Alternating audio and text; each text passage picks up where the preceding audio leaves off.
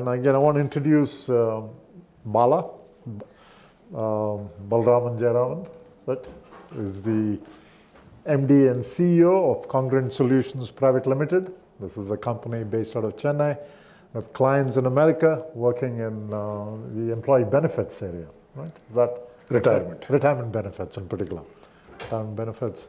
And so what we'll be talking about is three kinds of topics. The first one is just tips on how to do well in companies, how to manage your career, and the things to watch out for, and how to move forward, continue to do well in your corporate career. The second one is leadership and entrepreneurship.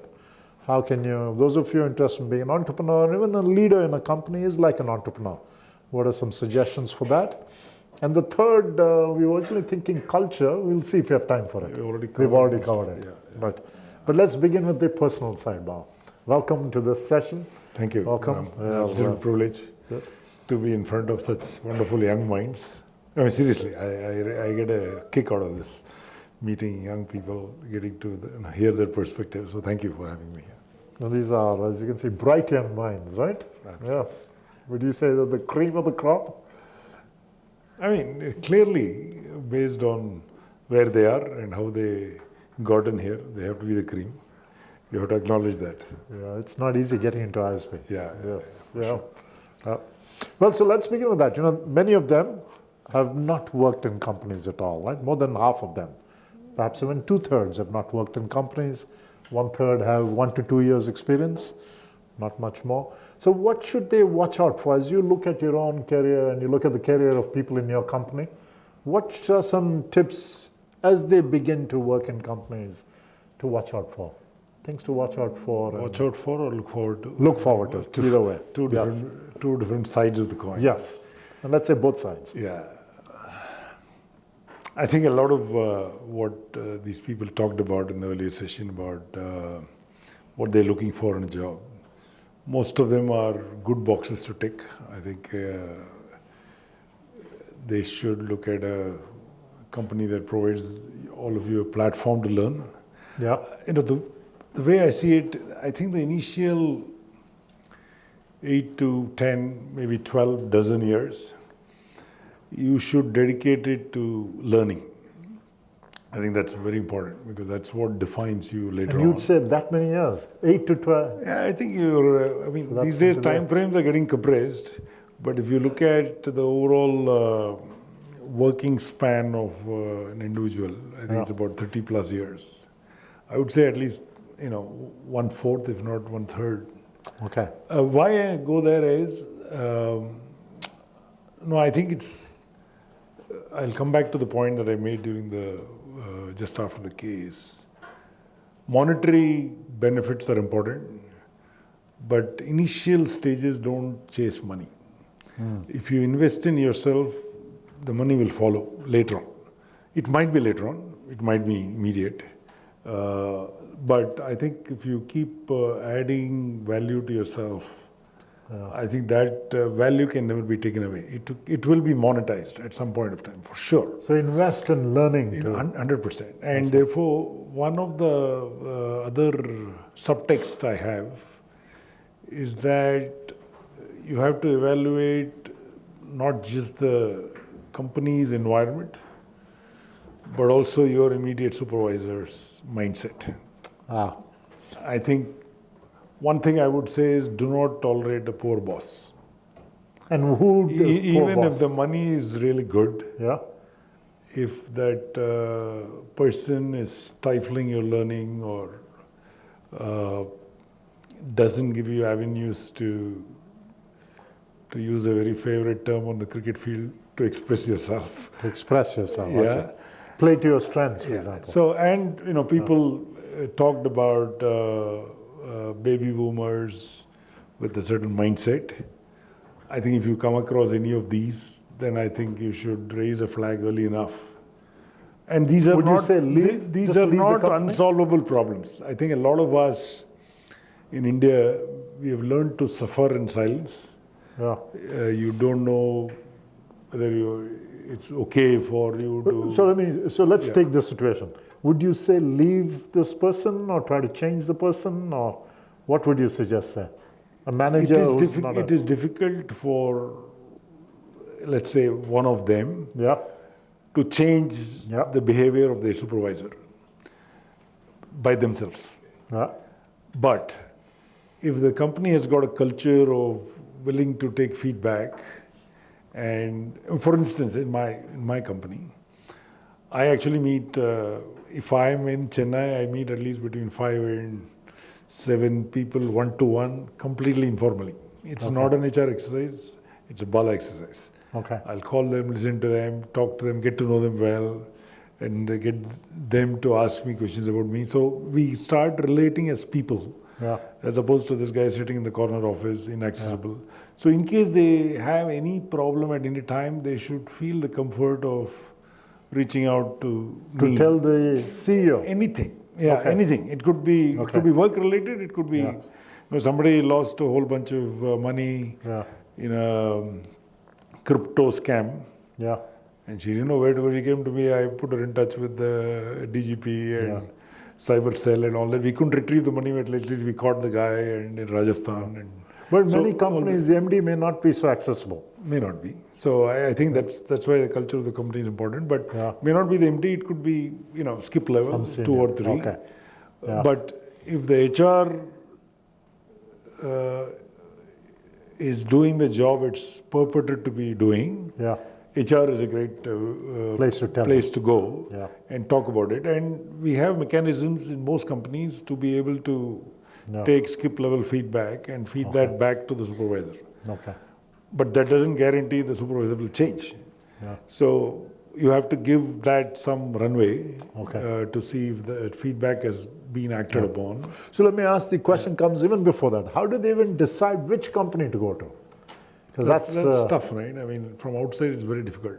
yeah, So I think it's important to, if possible, yeah, connect with people who are working in those companies that you're considering, and you will get honest feedback.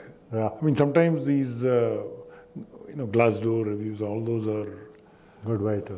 a good way to check, but they're also biased both ways. You can see somebody who has been let go based on performance just spew venom on the Yeah, Glassdoor. So you don't know what is the motivation behind all of those comments. yeah. Whereas if you reach out to people who are working In the there, company. in the Okay. company, you will get a sense. And Then let me step back. In this today's, during our days, it was tough around, Yeah. you would know, reaching Yeah. out to somebody unknown. Yeah. Whereas in today's context of Yeah. digitally shrunk world, I think it's much easier than it used to And be. there are other. And you should CGT get alumni. that feedback. I think That feedback, you will hear the truth from the trenches, not from the CEO. Okay. And Yeah, actually, let I'll me take it always one say step great things, yeah. even more. For many people, it's even a thing of, what do I really want to do? What area should I, as we had? What are some tips on just figuring out what is it that you will shine in? It's almost like, should I be in this industry, this function, that function? What are some telltale signs of that? No, that's very, very individualistic. There is Yeah. no template, there is no Yeah, ready reckoner available which will help you decide. I think you've got, of course, even when you come to a B school, you have the privilege of getting exposed to pretty much all functions in an organization. yeah, You guys have a much better appreciation of what goes on in a company across the board than most people who are likely to be more siloed in their perspective, right?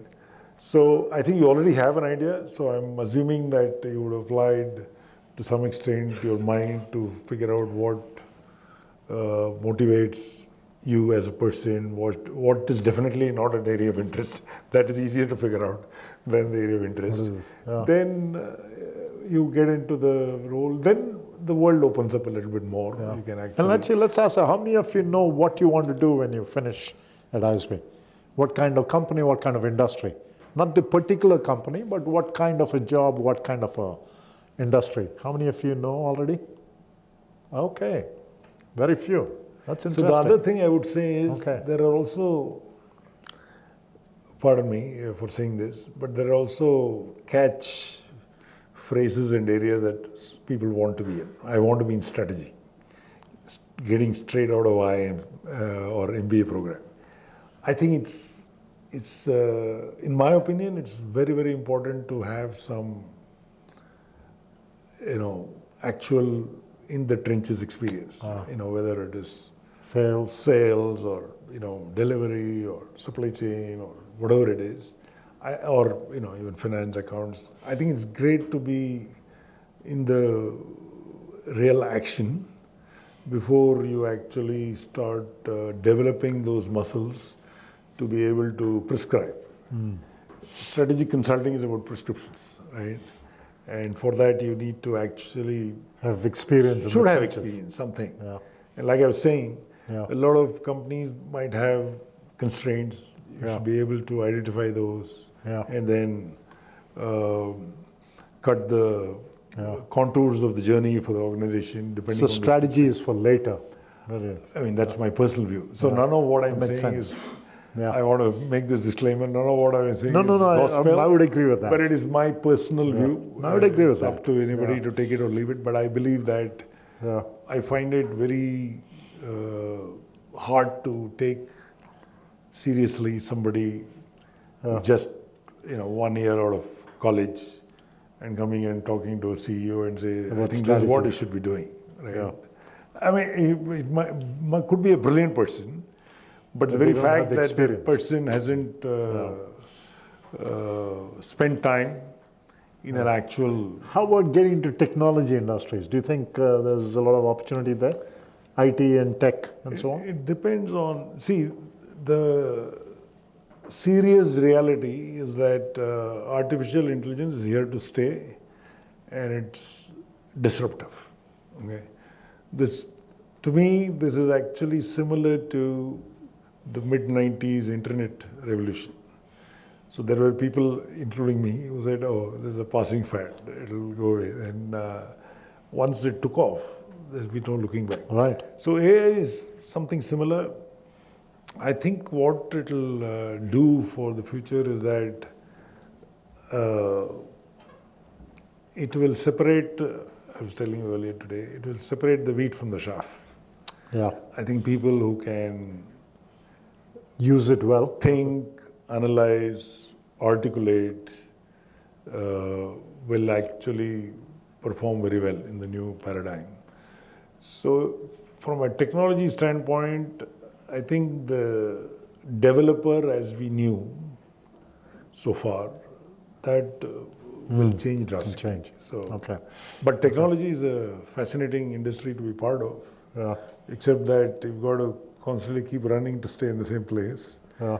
And the pressure on us to keep learning every day, every hour, every minute is far higher than most other industries. So it is very rewarding, but it's also very challenging.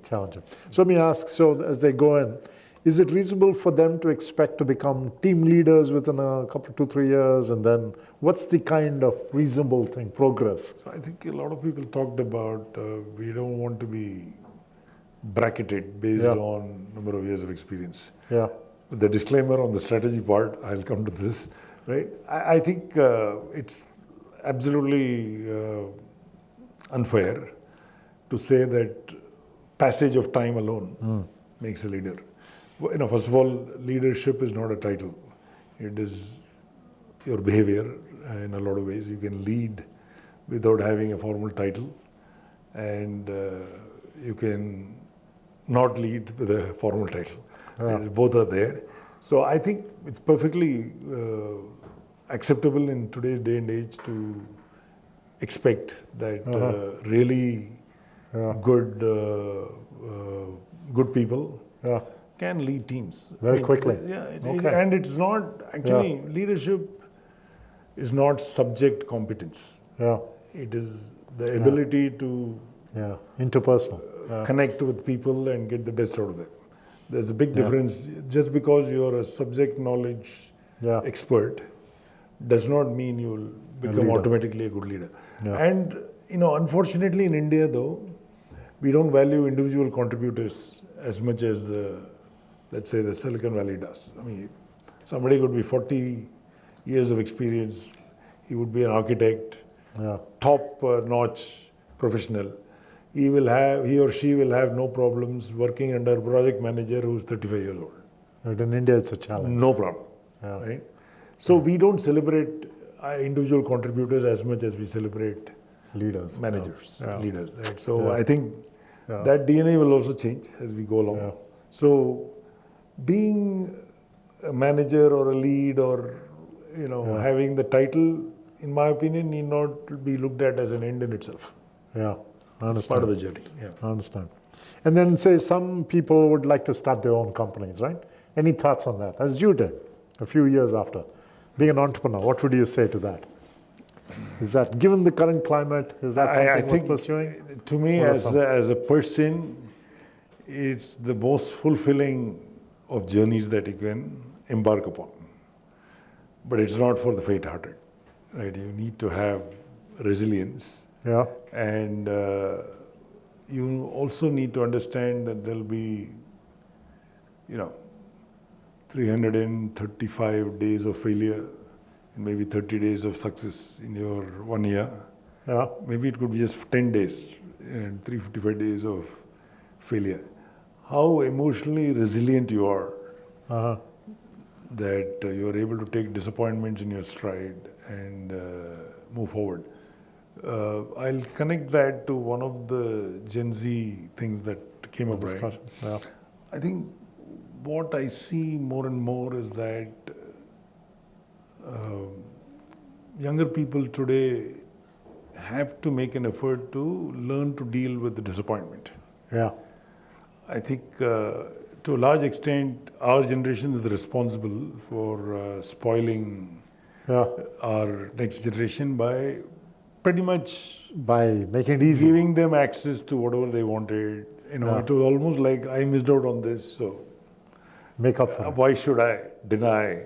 So a lot of things came easy for the next couple of generations, and the consequence of that is the almost near inability to handle disappointments.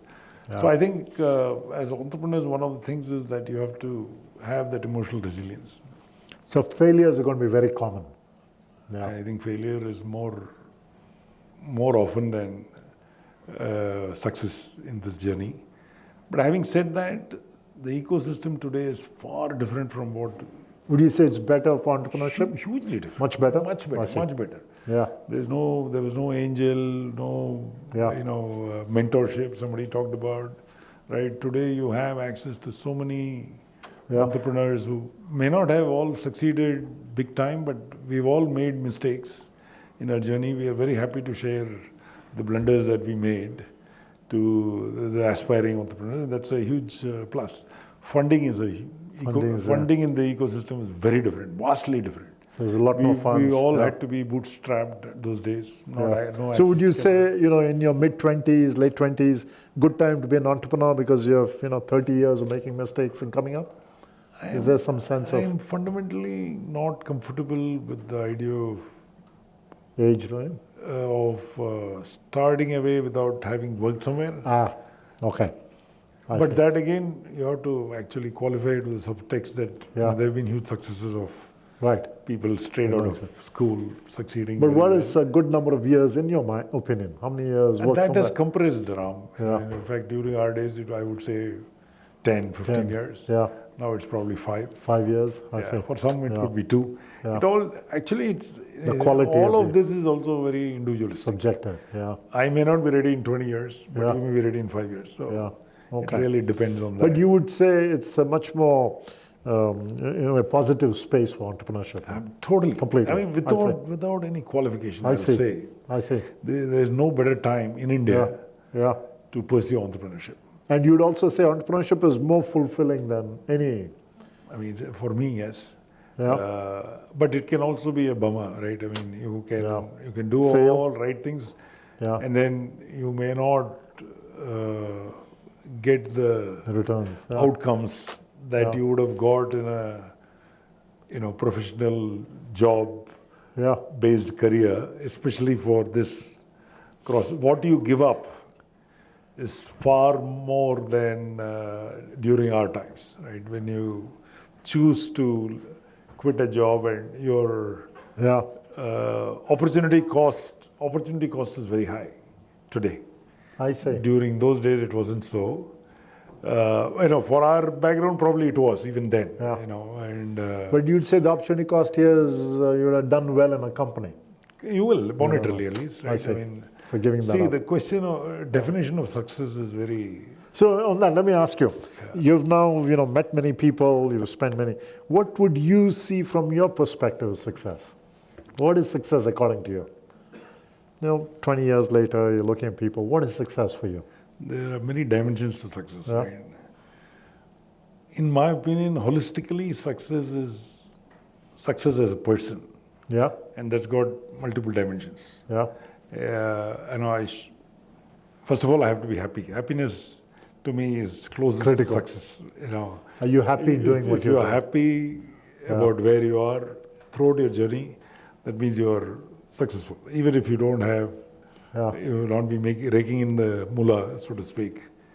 That's one definition. Second is, you should have had a fulfilling professional journey, and that's not measured only by the bank balance. And that what's you a fulfilling? I mean, the feeling that what is fulfilling? Fulfilling is meeting your potential in terms of. I see. I still think that at Congruent we've had a fantastic run. Yeah. We are seen as a disruptor in the retirement industry. Yeah. But today I don't think we have fulfilled our potential in terms of what we can be. Could have Right? done. I see. No, not could have Can be. I see. I think we can be, right? I see. So there is therefore miles to go Okay. before we sleep, kind of thing. There's Okay. still more roads to conquer, not because of money or valuation. Yeah. It's a question of, Yeah. I mean, I keep talking about this, right? Not of many of you may remember, but there was a time when this cricketing coach called Ramnath Achrekar, Sachin Tendulkar and Vinod Kambli. Vinod Kambli. Yeah. And at that time, when Kambli played international cricket for India, and he scored, if I'm not mistaken, 3 double hundreds in the first 8 or 10 tests that he played, people rated him more skilled Then than Tendulkar. Tendulkar. And you don't even hear of him today. To me, that is a failed potential. The person who could have, Living up to your potential. I mean, he had the immense skill and potential to have been a left-handed Tendulkar, but he never So you made it mentioned because happiness is a key element of success, fulfillment, which is living up potential. What else? Then I think it's got to be holistic, whatever the holistic dimensions that you choose. Yeah. Work-life balance. You've would you put got in to there? be a good father or mother. You've got to be, Parent. a parent. Yeah. Got to be a good offspring as well, right? There is that dimension. Taking care of your parents. Yeah. So all that, I think, the privileged lot have another dimension, in my opinion, is to doing something for the community and giving back. We all have to understand that we are extremely privileged. Yeah. Right? If you just have to look beyond the compounds of this campus, Yeah. not the Microsofts and others, but you go probably a few kilometers, maybe Different world. It is a different world, and that is actually the real world, if you ask me. So when believers of God, when the forces put you in a position that you can do something for others, I think you should. You should do. And to me, that dimension adds far more than people think it would. Because, not because you're playing God, but you start appreciating what you have a lot more. More grateful. You actually start practicing Yeah. an attitude of gratitude for what you have. And I think that's a huge component of happiness. Yeah. Because happiness That starts gives you with the meaning. sense of meaning, purpose. Gives you meaning and purpose. Absolutely. Yeah. So I think all these put together is success. Yeah. Monetary is definitely, I mean, you should have enough to lead a good life. Do you feel a lot more would make it much better from your experience? From what you've seen of your classmates and so Ram, on? to be honest, which is why I said comparison, right? Comparison is a very debilitating emotion. Yeah. And you need to know what will help you lead a very comfortable life, comfortable as defined by you, right? Now, how can one not compare? What could one do to not compare and despair? I think you have to be.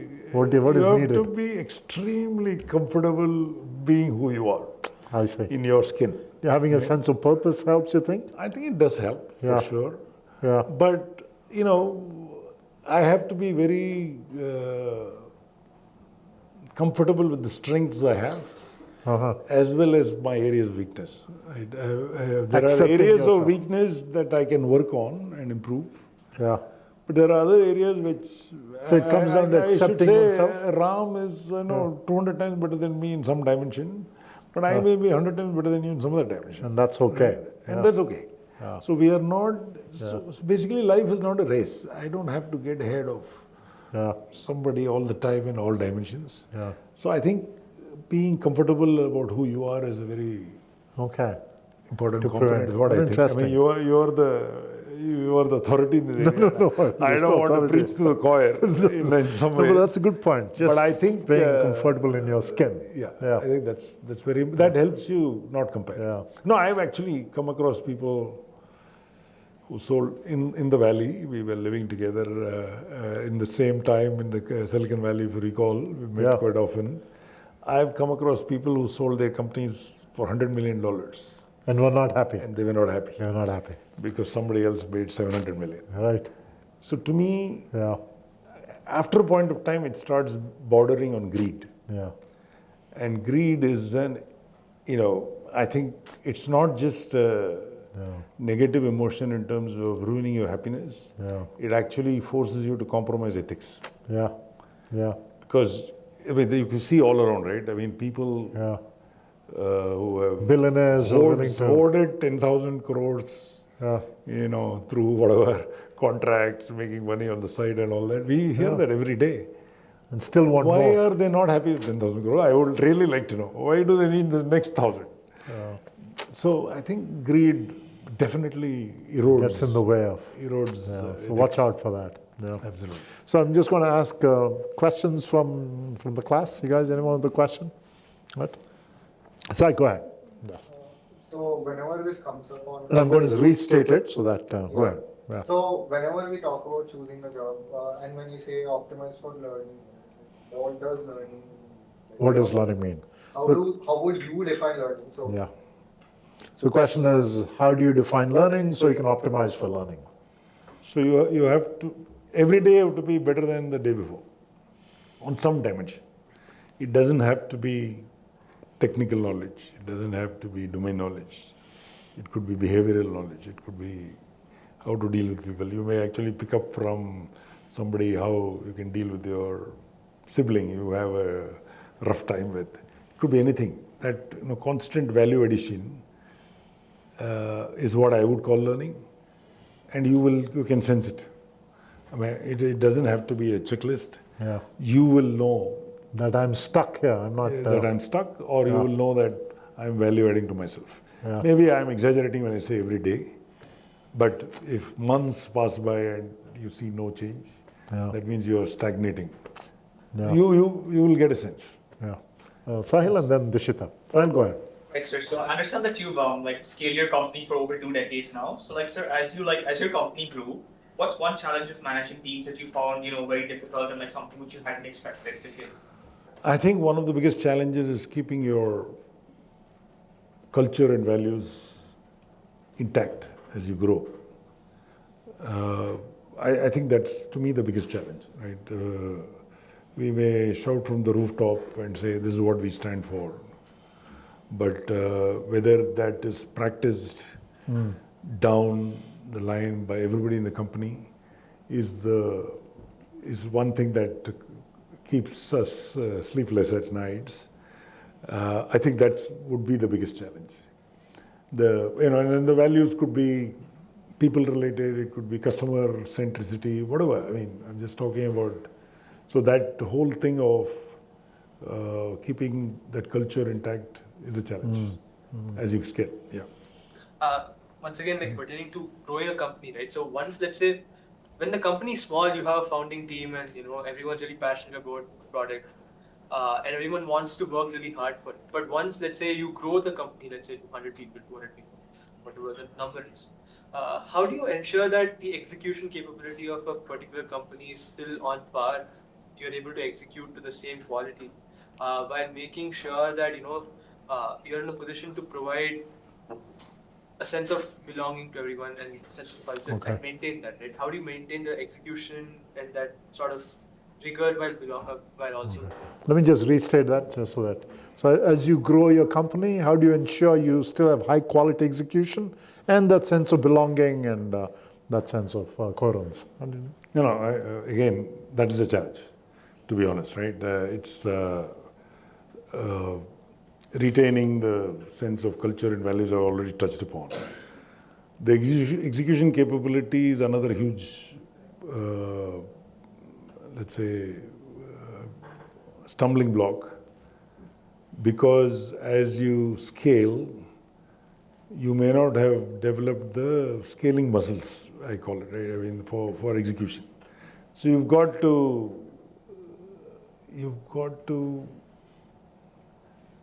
bring in the right talent to be able to handle the scale. And, your additional people is definitely, you probably need it. In the new world order, it may change. It may not be additional as much as more dense talent density being increased. But having said that, we had a very long runway of ordinary growth, and we've really taken off only in the last few years. After we morphed from a services company to a platform company. We are now a product company. And that was a challenge in itself, because mindset was that of services. But it took us some time to do that, and the last, I would say, 6 to 8 years have been fantastic in terms of growth. So we have a company full of people who've been with us 10, 15, people who've been with us for 25 years, believe it or not. So they have to be supplemented with people who have done execution at scale. I use the word supplement and not replace, please. There is, some of them would be ambassadors of culture. Some of them bring the scale execution to the table.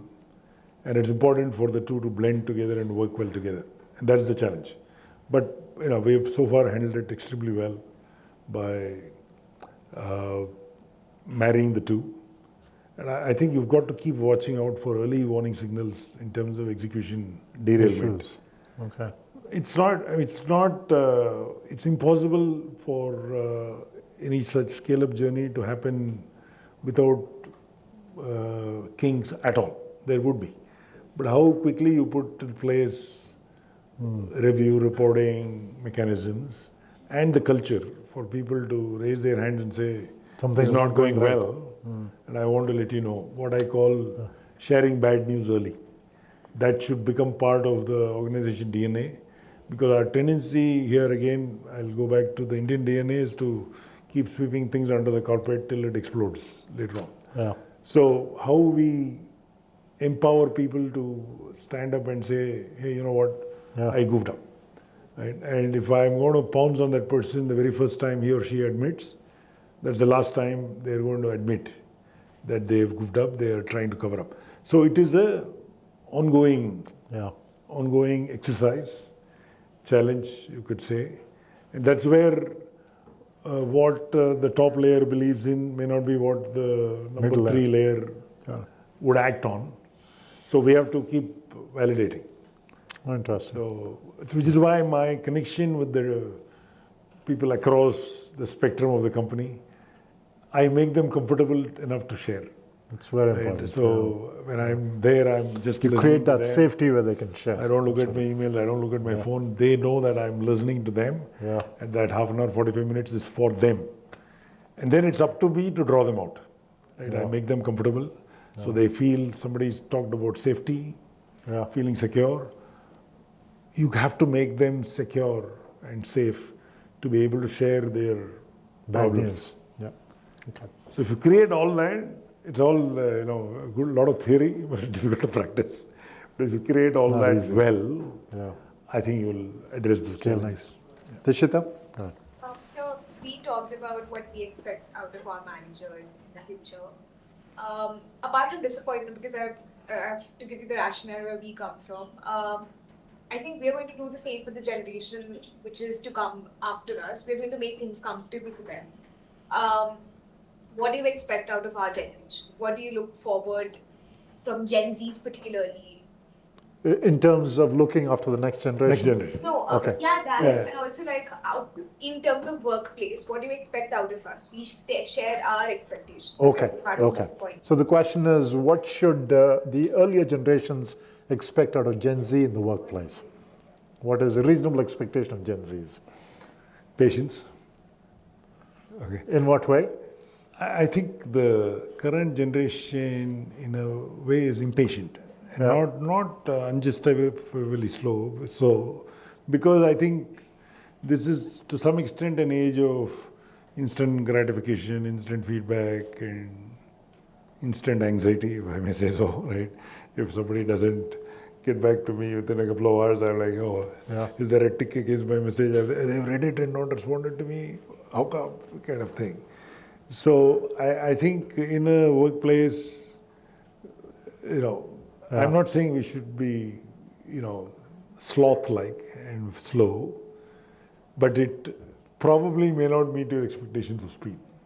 So I would, and because Things of take time. other things that I talked about, right? In your mind, your suggestion is the highest priority. But in the overall ecosystem, the organization, it may not be, which is why I said it's very important for the leader to set expectations right. So if you come to me with an idea, and I say it's a great idea, and it will be taken up, and I don't get back to you for 3 months, that's not a great You're not communication. walking your That's talk. not great communication. Yeah.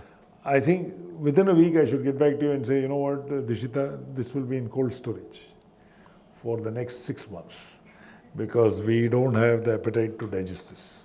I think that we owe all of you, and we don't do that well enough, to be honest. So what will happen? But on the other hand, if you keep coming up with ideas every day, and I bottle up everything for about a month and a half, that's the end of your ideas. You won't come up. So it is actually a balance. So what else would you say? Patience. What else would you expect? No, I think a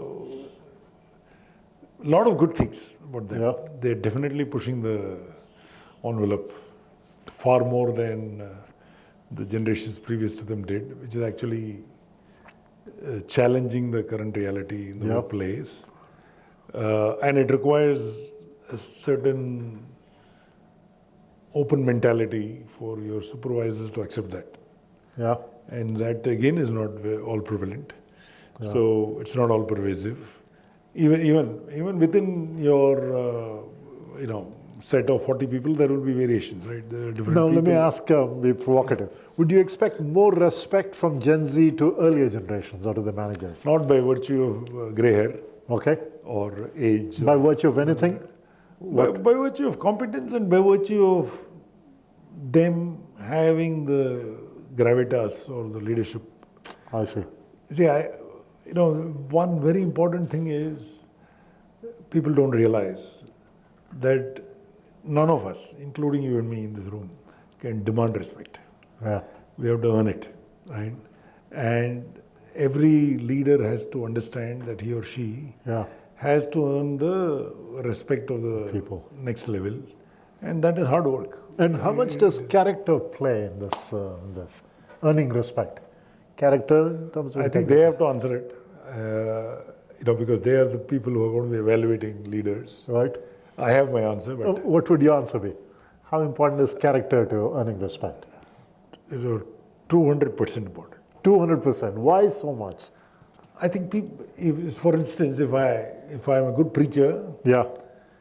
and I don't walk the talk, I get found out very quickly, right? People smell So, it. absolutely. And Yeah. I think the authenticity is important. I need to be not posturing to earn somebody's respect or create an awe on the other side. I think authenticity is the number one quality a leader has. He has to be genuine, he or she. Yeah. And I have to also have the confidence enough to be vulnerable. I have to be willing to tell you that, hey, you know, this thing, you know far more than I do. Yeah. Right? I don't think a lot of Very people few have have that. Very few have that. So those are important, and I'm hoping that they echo the. So how important is character? Let's I ask, said how the many would audience. say it is extremely important? Please raise your hand. How many would say character is, how many would say is not so important? Okay, interesting. Yeah, it's there. More questions. Questions from this side? Anything else? Go ahead. So I Swasti. know it's pretty Yeah. close to Yes, we're going to wrap your up. time. Yeah. About 5 minutes. Where we started the lecture about managing global teams, what would you say would be your advice to somebody entering a global team and working with a global team? So what Yeah. would you say to someone entering a global team? Advice to someone entering a global team. Yeah. So I think first of all we have to let go some of our, if I may say so, Indianness. Okay. So when I say this, I don't mean culturally. I mean professional work ethic, right? So we have glorified this concept called jugaad, right? We are very good at it without a question. I think even when there is nothing in place, we guys can figure out a solution. But the problem with that downside is we are completely, not systems oriented at all. Systems and Improvising all the process. time. We are constantly. I mean, you just have to look outside your door, look at the number of cables hanging around, and the Airtel guy and the Act guy and the Jio guy cannot make out which cable is his. There is no labeling, nothing. There is a bunch of wires, and it goes to some 10 houses in your neighborhood, and nobody knows. So no planning. And I can tell you 50% of them are not connecting one point to another. They're just hanging there, somebody disconnected something. That's a good example of how Jugaad. Yeah. we don't have any system documentation, even in things that require it. And sometimes we glorify it. We are very poor documenters. So even the software code that we develop, a lot of times would not have the documentation to go with it. It's all there in people's heads. I think we need to change that when we're dealing More planning, process. with time management. Time management. Time, not timekeeping, Ah, right? Is another thing. We are not, people don't show up at 8 a.m. Eastern. You've got to be in the call at, 5:29 our time these days. 1 minute early doesn't hurt, but never later than 5:30 p.m. our time for an 8 a.m. call. So things like this, I think would definitely help. The other thing is to invest some time on getting to know the culture. on the other side. Other side. And getting to know what are their interests. For example, an average American, you cannot talk cricket. Right? You probably need to start Football, spending some basketball. time getting to know about NBA, NFL, baseball. See, finally what happens, you actually start appreciating people who make an effort. So if I come to Hyderabad and I attempt to speak broken Telugu, I will endear myself to the local person far more than not even trying. People are very forgiving when you make the attempt. Yeah. Right? So when you even half-baked knowledge of baseball is okay. You can Doesn't tell them, matter. I don't know, Yeah. and I'd like to know more. So those things enable people to, I think finally, people work very well with people they can connect with. That's what a team is, right? What do we do in a team building? We get people to connect with each other and they develop mutual respect, Bonds, liking, whatever you call it, right? So I think you have to make an effort to connect. There are, of course, job definitions. You are supposed to do a certain thing and that person is expected to do something else, but you are expected to collaborate. Invest some time in Try to connect. conversation, small talk, Doesn't have to be outside just of a work scheduled related. meeting, Yeah. right?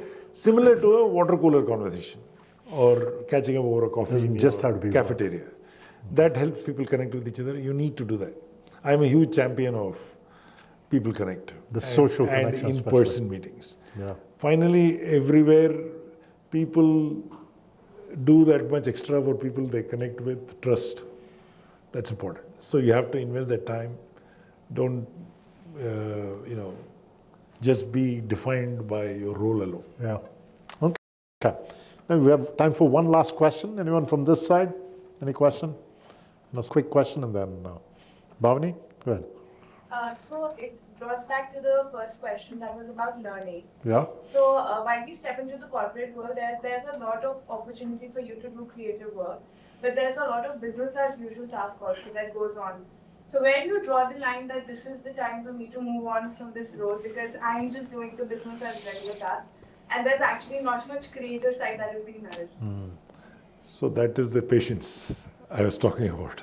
So I think if everybody in the world wanted to do only creative stuff, no business will run.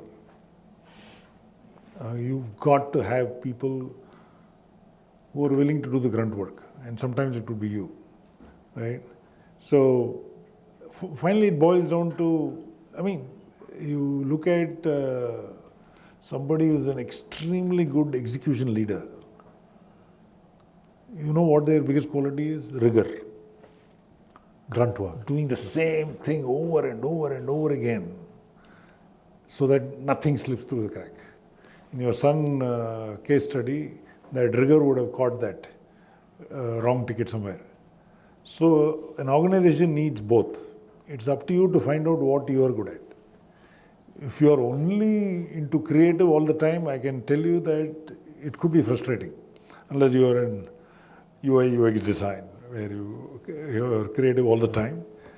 Every job description comes, I would say, with, I'm going to hazard a guess here, 80% BAU. But there is room for 20% creativity even in BAU. So you would say don't look at it as grunt work. Yeah. See it as really getting good at execution. If you ask me, I am learning execution. Yeah. So you can't say doing the same thing over and over again, that rigor is no learning. That is the learning which is missing. I can tell you, to go back to Gokul's question, they say strategy is only 10%. Yeah. Execution is the balance 90%. So people have to execute.